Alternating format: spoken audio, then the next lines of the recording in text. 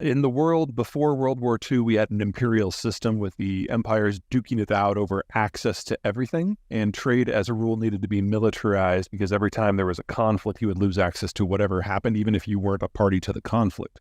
Shipping would be a target. So at the end of World War II, the Americans, who had the only Navy left in the game, said that they would put their Navy at the service of the global commons so that anyone could trade with anyone, anywhere, at any time, and access any market. And we came to know this as free trade and globalization. Now, there are two big implications from that. The first is that we were no longer in a world where if you wanted to be successful, you had to have iron ore and coal and steel and food. You only needed one of them now, and you could trade for the other three, and everyone started to industrialize together, starting from different points and moving at different speeds, but we all got on this path that we are all now very familiar with. And second, when people industrialized, they changed their personal habits and national economies evolved as well. So it used to be that you were probably living on a subsistence farm.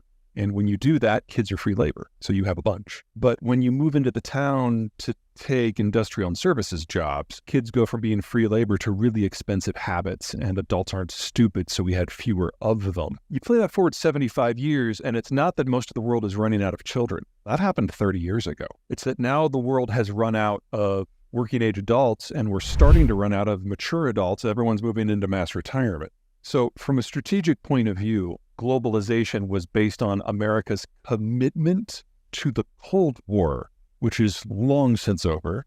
And economically, the industrialization experience, the urbanization experience, has been about this bulge moving through the population structure that started with children, then turned into 20 and 30-somethings that was consumption heavy, then turned into 40 and 50-somethings, which were capital heavy, people saving for retirement, and now they're all moving into retirement.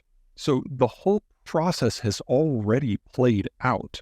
And under globalization, first with a lot of workers and with a lot of capital, we got the technological explosions that we know. But these were all nothing more than a moment in time, a moment that lasted 75 years, but it's now over. And so we now have to go back to what we had before World War II, but without people. The key thing to keep in mind for shipping, let me throw it into three general categories. Number one, 80% of the stuff that enables people to grow food is transported internationally, whether it's equipment or fertilizer or fuel. Only 20% of food is traded internationally, but 80% you need the inputs to grow it in the first place. Number two, roughly half of all oil is shipped on the ocean blue, typically by supertanker, along with everything that comes out of the Persian Gulf. And then number three, safety on the waves is what allows us to have the East Asian manufacturing model, which is a fancy way of saying the manufacturing model. Because roughly half of all manufactured goods are produced in East Asia, and you will get components coming from Thailand versus Indonesia versus China versus Korea versus Japan. But the key thing to remember is less than 1% of that shipping happens on land.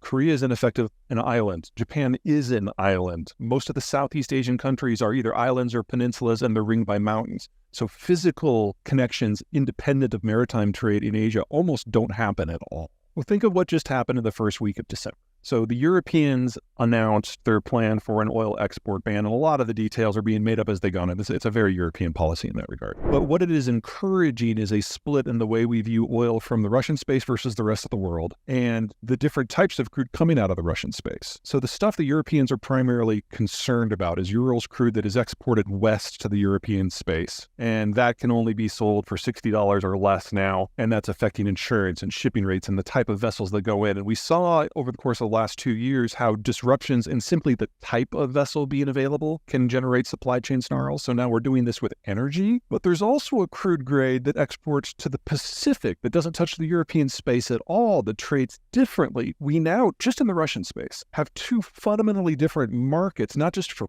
pricing, but for physical accessibility, for the ability to get ships and insurance to allow it to move. One of the reasons why the world has been so stable, air quotes stable, since 1945 is there's been one oil price. Now, it's modified by the length of the journey or the quality of the crude, but there's one oil price and everything is safe. The Europeans have now created a system where a lot of countries in Europe are now going to have a vested interest in interfering with Russian exports west. That's one pricing margin. That's one security paradigm. That's one insurance policy system. But then in the East, where the Europeans are not players, it's a different crude grade at a different price price point using different insurance systems by different countries, we have split the oil market now into at least three pieces, two Russian, one everything else, which means now countries no longer have a vested interest in making sure the oil flows everywhere all the time because we're not all in this together anymore. And this is just the beginning. We're going to see this spread throughout not just the energy sphere, but pretty much every major commodity. And we're hiving the world up into different supply systems. And that is a recipe for 1910s and 1930s style conflict. In the world before World War II, piracy, state piracy, and privateering were pretty common. Really? Because almost everything that was shipped had an obvious value. The cost of shipping before the Cold War and globalization was about an order of magnitude more than it was previous. And in the pre-industrial world, it was an order of magnitude more than that. And the pre-Deepwater era was an order of magnitude more. So interfering with shipping has always been very popular because you know that the value of the product's going to be high. It's only in the post-World War II era that the cost of shipping has dropped so much that we put everything on the way. So that's intermediate manufacturing, that's low value-added commodities, things that normally you would produce and consume locally. It used to be it was all pretty much luxury goods or something of very high value. Now it's a little bit of everything. Well, and not even the knockoff iPhone chargers, the components that might go into the knockoff iPhone chargers. And we're kind of in this soft moment in history where everyone's holding their breath and wondering if the next time there's an incident, the U.S. is going to intervene or not. And I would argue we are not. Part of this is political. The Biden administration is the most populist administration we have ever had, more so than Trump.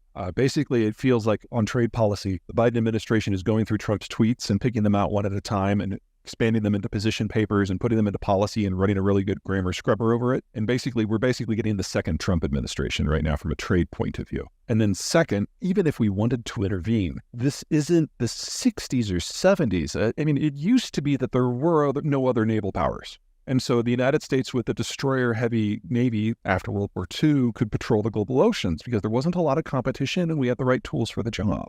But since 1990, we've retooled our Navy, we've retired most of our smaller vessels, and we've concentrated naval power into our supercarrier battle groups. And if you want to knock off a country, that is the tool. But if you want to patrol the global oceans in an environment where other people have ships, you don't need the dozen supercarrier battle groups we have. You need like 800 destroyers. We only have 70. So even if we wanted to be the global policeman and patrol the waves, we no longer have the physical capacity to do it. Now, that sounds bad, and it is, but keep this in mind. The United States is the least maritime trade-dependent country in the world. Only 12% of our GDP is from trade. About half of that is NAFTA. We're not the ones who suffer if global trade breaks down. Mm-hmm. China's at the top of that list. Europe is a close second. China utterly lacks the naval capacity to project power more than about 1,000 miles from its coast, and it is completely dependent upon resource access and market access in countries that are half a world away. Now, the Chinese currently have 3 aircraft carriers floating. The first one used to be a casino, an actual casino in Ukraine. Yeah.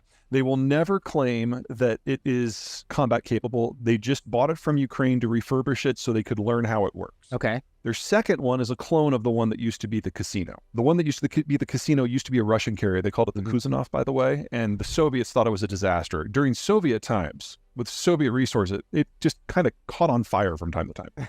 Okay. Anyway, so the Chinese do not claim that these two will ever be combat capable. Okay. They're training for their engineers more than anything else. And they do have a third one that they're going through sea trials right now. And it is a larger carrier that they actually designed themselves. But again, it's a prototype. They don't view it as anything other than a test bed. So they might get their first carrier in 2027.